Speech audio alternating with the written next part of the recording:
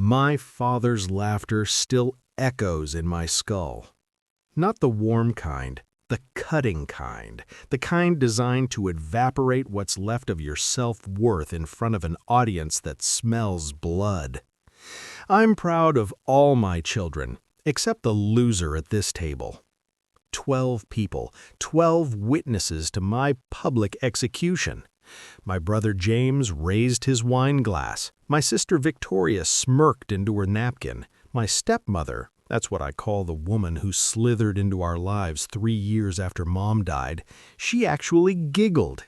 And Dad just kept carving the roast like he'd announced the weather. I didn't flinch. I'd learned not to.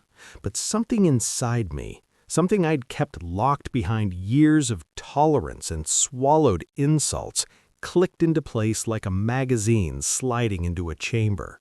They wanted the loser to react, to cry, to defend myself like I always did. Instead, I reached into my bag, pulled out a leather portfolio, placed it gently on the white tablecloth between the candlesticks and crystal.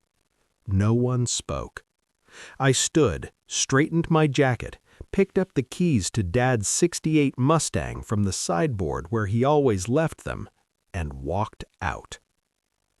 Let me tell you about my father. Richard Holloway, self-made millionaire, real estate developer, philanthropist according to the plaques on his office wall. Also, a man who never saw me. Not really. James got the business mentorship, Victoria got the beauty and the daddy's girl affection, I got the leftover expectations and the constant reminder that I wasn't enough. Not smart enough, not driven enough, not son enough.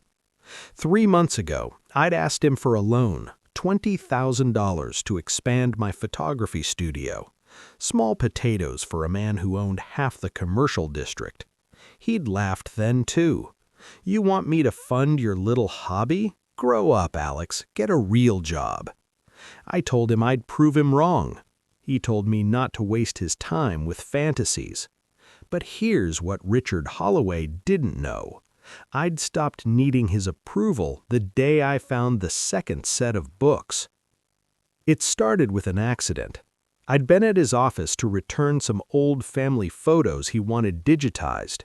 His assistant was at lunch, his office door was open, and his computer was unlocked.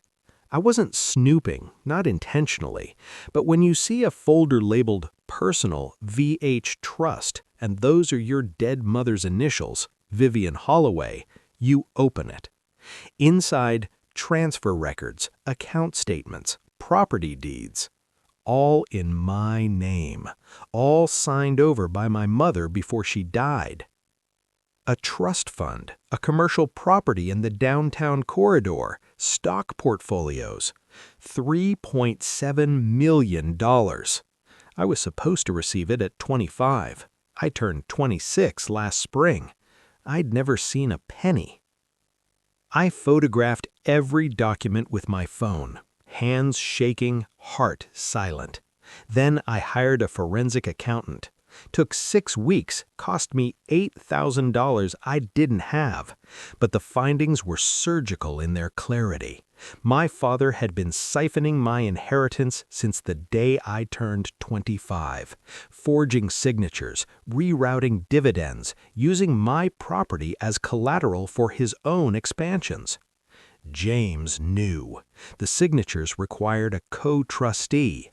My brother, the golden child, had helped steal my future. The portfolio I left on the table contained everything: bank transfers, forged documents, email threads between Dad and James discussing managing Alex's expectations. Also, a signed affidavit from my attorney and a court summons. I wasn't asking for my money back. I was taking it, legally, publicly. But that's not why I took the Mustang. See, that car, Dad bought it the year I was born. He used to tell people it was his legacy vehicle, the one thing he'd pass down to his son. He meant James, of course. He always meant James. But the title, still in Mom's name. And according to the trust documents, all of Mom's assets transferred to me, including the car. I drove it to my lawyer's office that night, signed the final paperwork, initiated the lawsuit.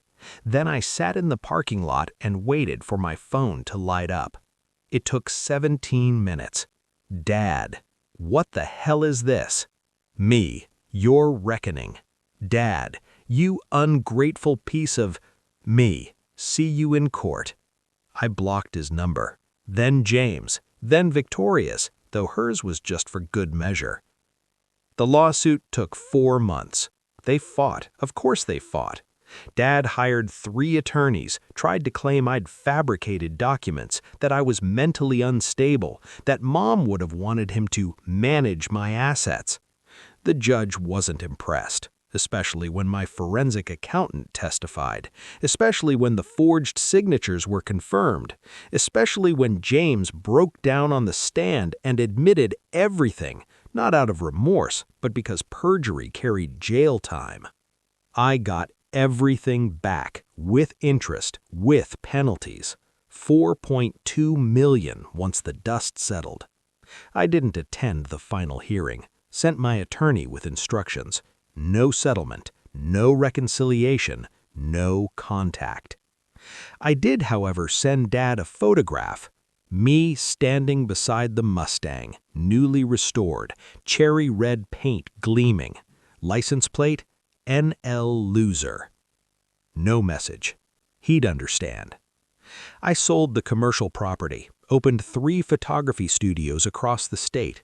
I donated a scholarship in Mom's name, full ride for artists from low-income families. And I kept the Mustang. Sometimes I drive past Dad's office building.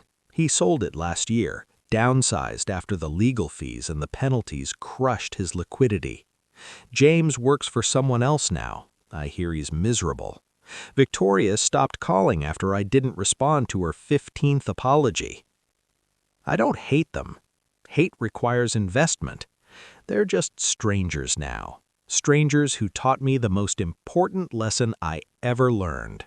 Family isn't blood. It's respect. And you can't steal self-worth from someone who stopped seeking your approval.